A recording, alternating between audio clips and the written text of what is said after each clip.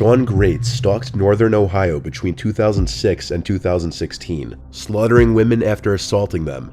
He's now on death row awaiting execution, thanks to one would-be victim's bravery. The following 911 call you're about to hear is of that would-be victim and is possibly one of the most tense 911 calls you'll ever hear. On September 13th, 2016, Ashland police received a phone call from an unknown woman who police referred to as Jane Doe, who whispered that she had been kidnapped and was tied up mere feet away from her sleeping abductor. She tried to describe the man who was holding her captive and the house she was in. The best she could manage was that it was next to the 4th Street laundromat.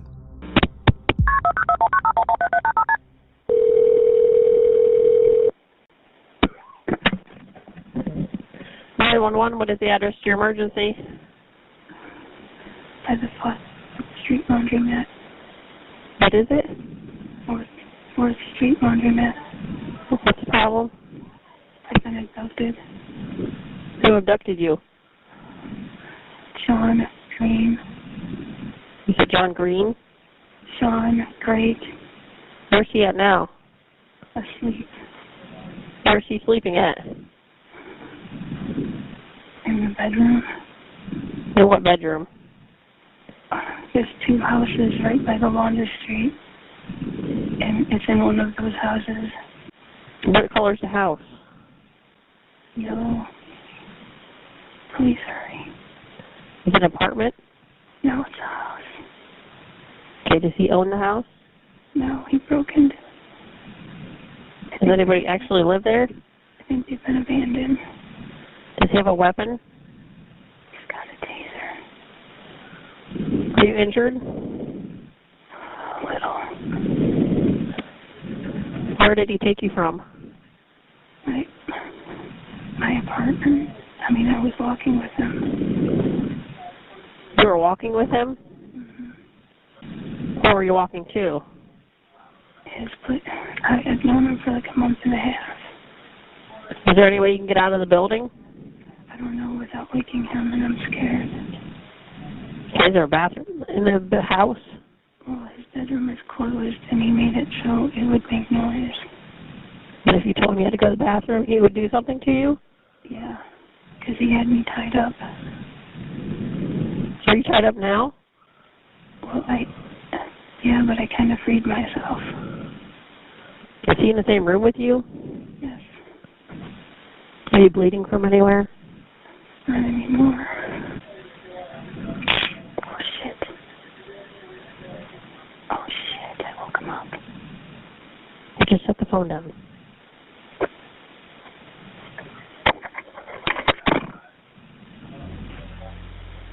While the 911 dispatcher continued talking the caller through escaping, Jane accidentally knocked over her captor's taser, waking him. The line went dead briefly, and she was suddenly minutes away from being the 6th victim of the serial killer Sean Great. And by this point, the police knew they had to race if they wanted any chance of saving the helpless woman. Great sat up in his bed and stared at the floor, before laying back down again, not realizing that Jane was on the phone with the police. Are you still there? I'm a stalker. What? I'm a stalker. Do you hear any officers outside? No. Okay, they're in the area. Can you get out of the house? Locked. It's locked. Are you at the door? Yeah, I am. She's at the door. What? She's at the door on the right side of the house. She got out of the bedroom.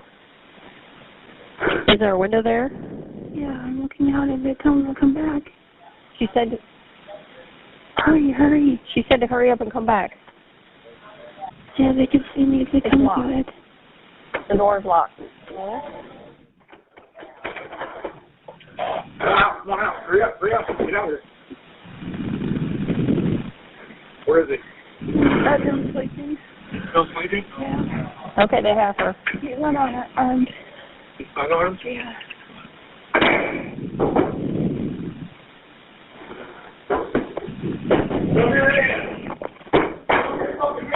Right now. Do it.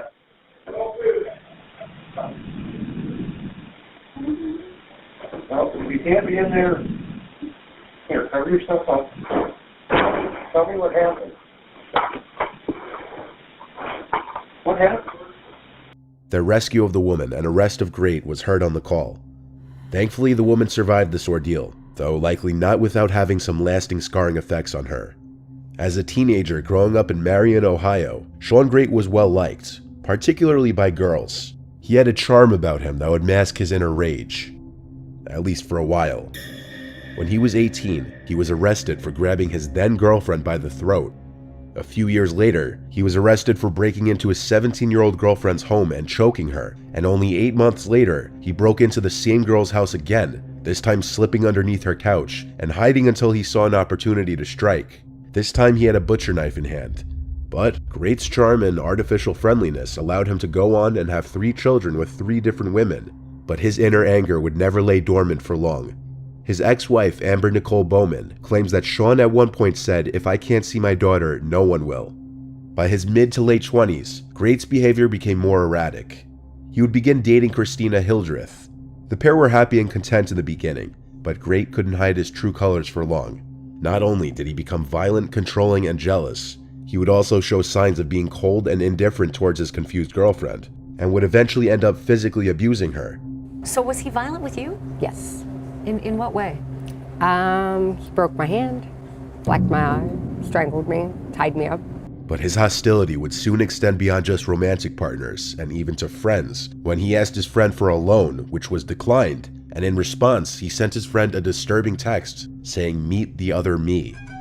Eventually, Great would find himself living in Mansfield, hopping from woman to woman, and around this time, he met his first 2 victims, Rebecca Lisi and Candace Cunningham.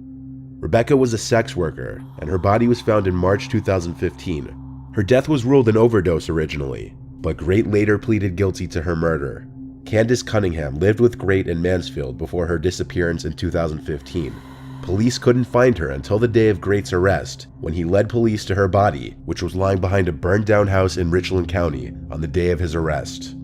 Great managed to somehow become even more barbaric towards his next and final victim, Jane, who you heard in the phone call just before. Jane met Sean Great around her apartment complex, and he eventually gained her trust. That was when he exposed her to his true self. He trapped her in an abandoned house and forced her to endure days of torture and other unspeakable things while she was tied up. Great barely slept on the first night of his victim's capture, giving her no chance of escape. However, after another day of torture, Great eventually passed out. His phone was right next to him going off, but he was seemingly in a very deep sleep. So Jane took this opportunity as her likely last chance to escape alive, and she reached over his sleeping body as stealthily as she could to pick up the phone and dialed 911 while still partially bound. And that was the start of the 911 call.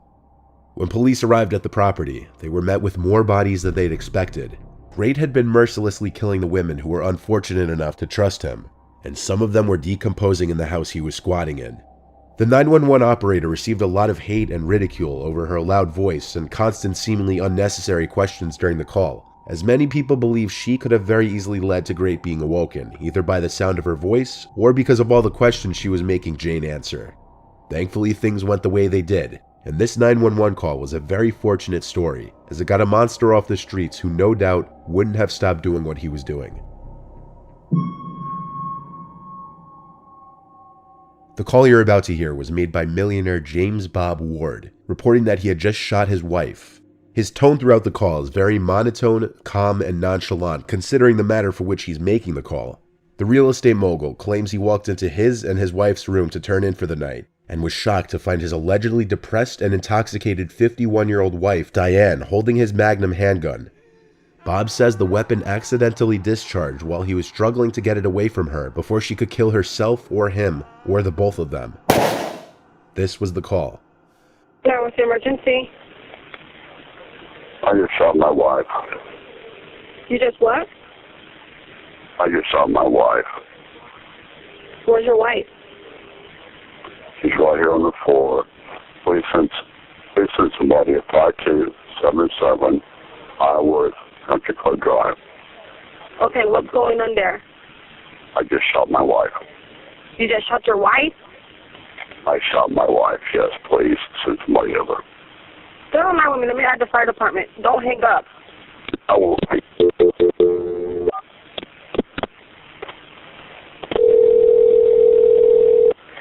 Where's the weapon at, sir? Orange County Fire Rescue. The address of your emergency? 44. 5277 Iowa Country Club Drive. On there. I just shot my wife. Okay, where's the weapon? It's in Is that where you the, found? Yes. I'm sorry? Where, is she breathing? No, she's dead. You know that for sure.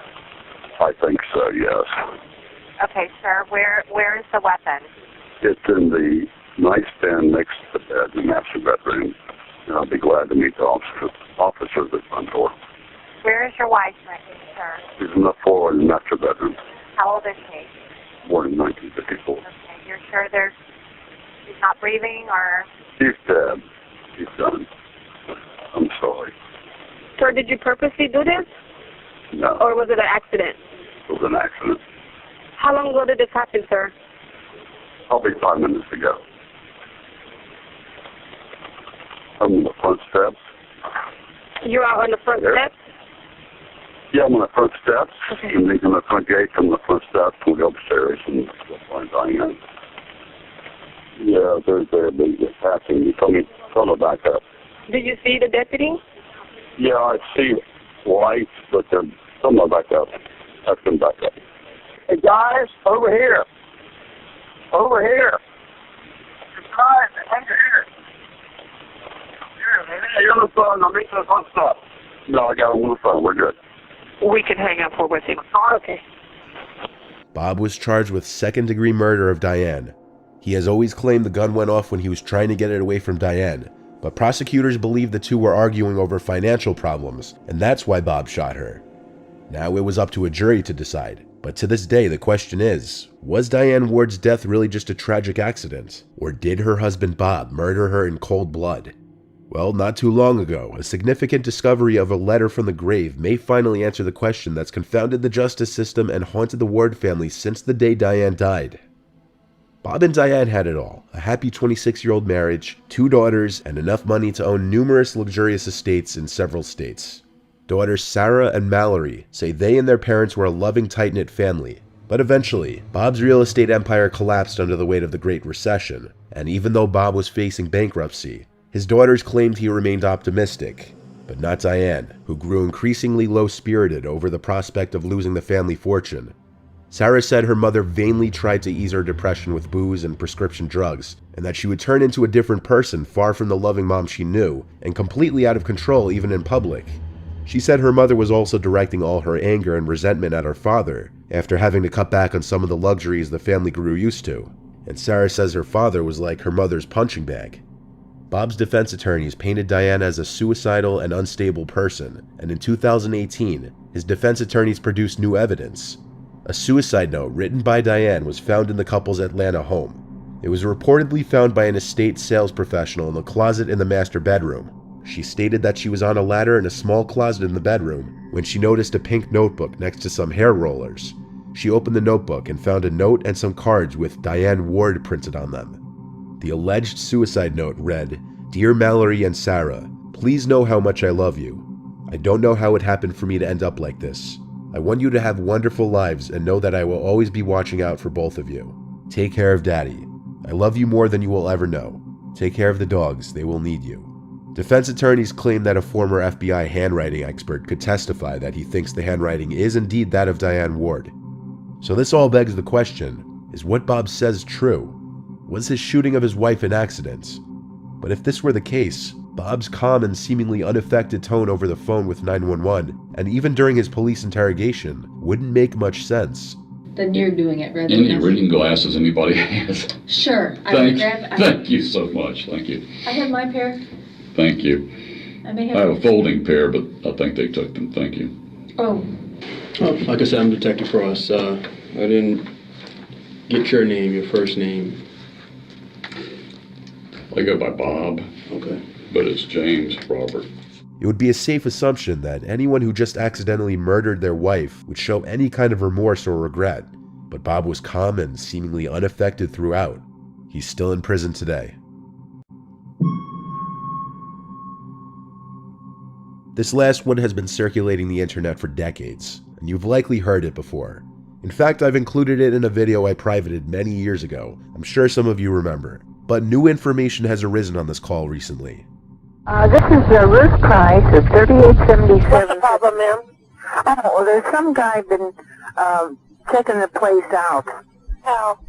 Well, he went in the back. I have an apartment in the back, and he said he was looking for a guy.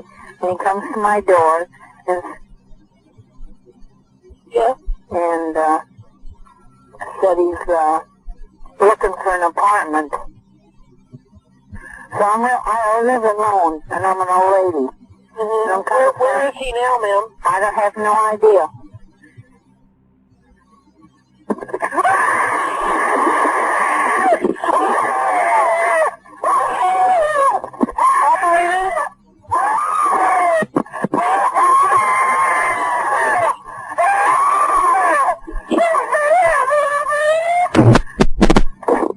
For the longest time, this phone call was commonly just referred to as things like old woman murdered during 911 call. For a long time, people speculated that this call is just a hoax or a choreographed recording for 911 operator training. Eventually, though, the woman's name was revealed to be Ruth Price, and it was learned that the call was in fact real. However, the internet was still having a hard time gathering any further information on this Ruth Price woman, or what her fate was after the phone call.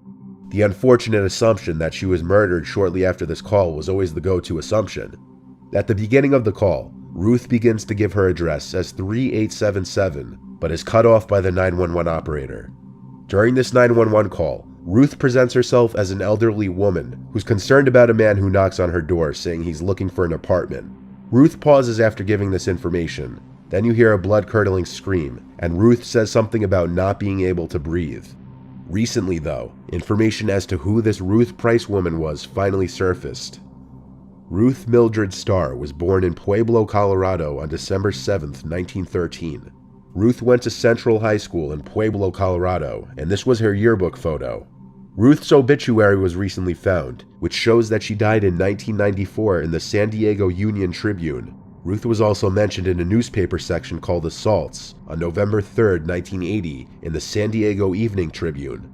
In this newspaper clipping, it says Ruth M. Price was assaulted on the 3800 block of 35th Street. This is Ruth Price at 3877. What's the problem? This newspaper clipping which you see here fits the Ruth Price 911 call perfectly. It wasn't a hoax, and it wasn't a 911 training call. That blood-curdling scream was unfortunately very real. But fortunately, even in Ruth's old age, she managed to fight off her attacker and live for another 14 years. What seems like a realistic possibility now is that this call was used to shock trainees for 911 call taking because of how blood-curdling and disturbing her panicked screaming was, and thus was born the legend of an old woman brutally murdered while on the phone with 911. At least this story had a much happier ending than originally thought.